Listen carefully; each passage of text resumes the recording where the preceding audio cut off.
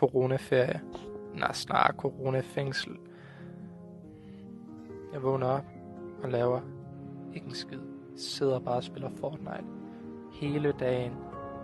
Drikker sodavand, spiser slik, onanerer. Det bliver kedeligere og kedeligere. Det eneste jeg gør, der er spændende, det er at skide. Selv dernede. Efter 2 uger fandt jeg sgu svaret. Jeg bliver sgu nødt til at lave noget, ellers går det helt galt. Så det var det, jeg ville begynde på nu. Jeg fik ryddet lidt op. Det var faktisk dejligt. Det gav mig noget energi, jeg ikke havde regnet med, jeg havde. Hold da kæft. Det blev pænt. Og jeg var klar. Jeg begyndte at tegne. Se lige. Det var sgu fandme hyggeligt. Jeg begyndte også at træne. Fik fjernet det fedt, jeg fik. Ja, jeg begyndte sågar at løbe. Det havde jeg sgu aldrig regnet med, at jeg ville gøre. Men coronaferie gør det sgu. Nu er jeg sgu glad for at vågne op hver dag til en ny dag.